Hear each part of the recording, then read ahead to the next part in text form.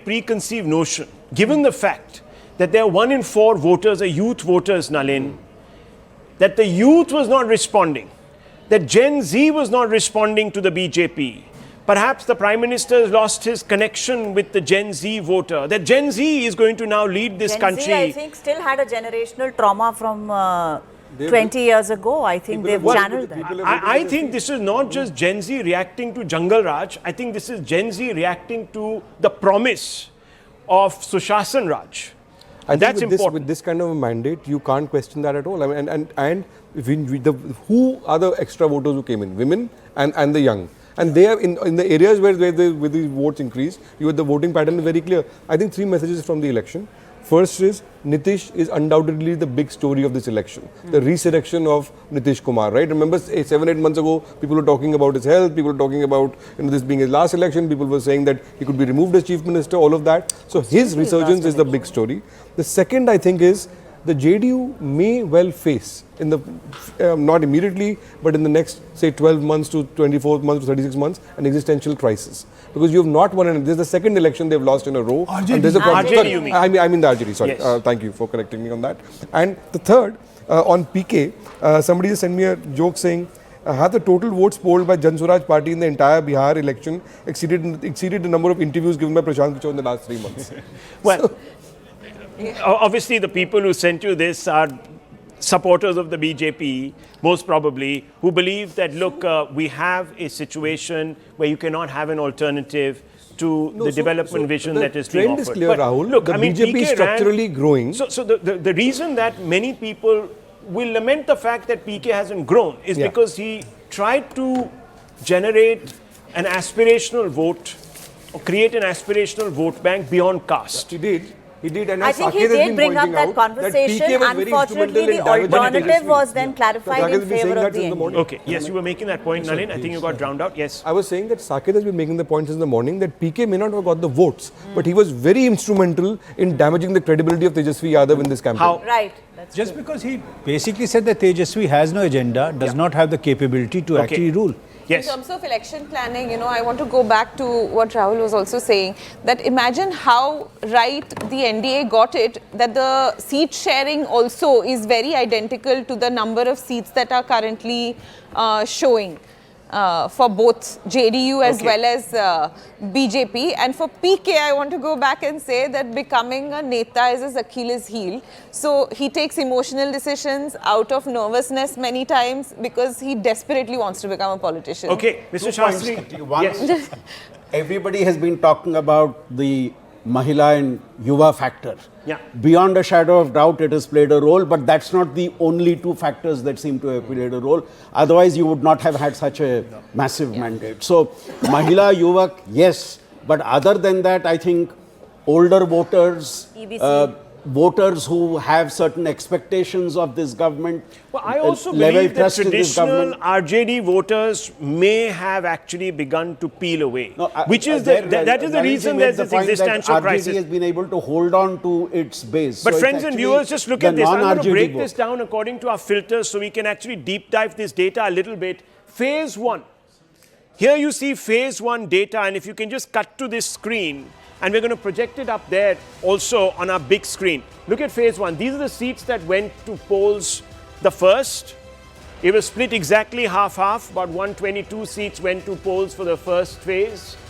And in 2020, you saw in the first phase in the 2025 Vidhan Sabha 121, you had a whole bunch of seats. This is the 2020 phase 1. There you saw the NDA done pretty decently up there. But if you really look at this by years and filters, and now you have a look at this phase 1 data, and you look at the numbers, again, there's a gain. So there's this gain that has taken place, which perhaps was not thought through by the opposition.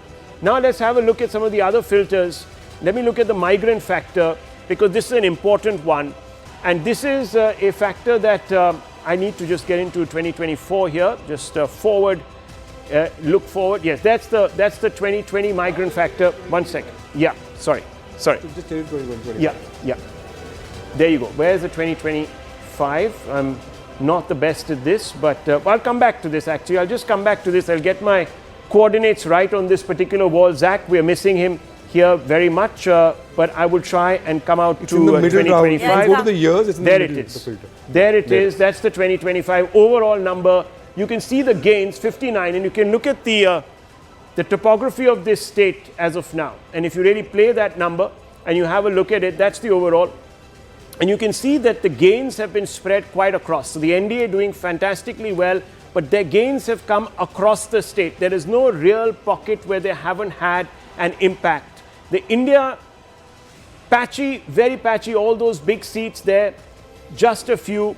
You have even in Simhanchal a number of seats that have sort of not polled for them in the way that they were expecting. So you have a situation where these particular seats that were considered sure shot seats in Simhanchal, not quite even opening for the India bloc. And you can see those, it's the swath of green, and on this is the area, this is the Anga region, this is Simhanchal, this is where they were supposed to really do fantastically well. That hasn't quite happened, and you can see that on your screens. And here in the Bhojpur region, you still have a bit of a consolidation, Rahul Verma, for the opposite side, the MGB, the India Alliance. But even here you can see now pockets of green and saffron emerging. So last time also, the phase, the portion that you are showing right now was the phase 1 of election in 2020, and the Mahagathbandhan had done better there in 2020 as well. And the reason is that not only that RJD has its presence, but also left parties have presence there. And so those two sort of like voting bloc combined gives Mahagathbandhan some advantage in those districts. Well, look at the Muslim-dominated seats. And Swapan Dasgupta, this is something that I want you to focus on for just a few moments. Look at those numbers. In the Muslim-dominated seats, you have the NDA picking up 13. So there's been counter-consolidation. And some of these seats have 60-65% Muslims. I'm not saying those seats have shifted, but the India falling back. So even the Congress's politics here hitting a roadblock. Well, you know, firstly, let me just say, I think there is a tendency on the part of analysts to overemphasize the Muslim votes. And the Muslims certainly vote, but they are not the only ones who vote. Yeah. You know, and in this case, what is important is that here we see a counter consolidation, which has always been the approach of the BJP. And to what extent OIC and others may have shaved away a little bit, I don't know. The statistics will point out. Well, we'll have to break down those numbers. And I think turnout will also be a determinant in this factor.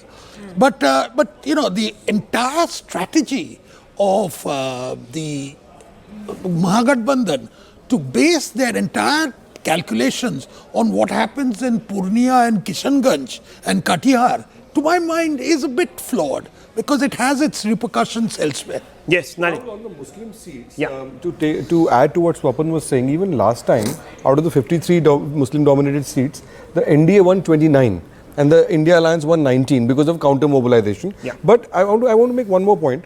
There's a seat called Shior with a per capita income of 19,000 rupees, one of the poorest districts in the country.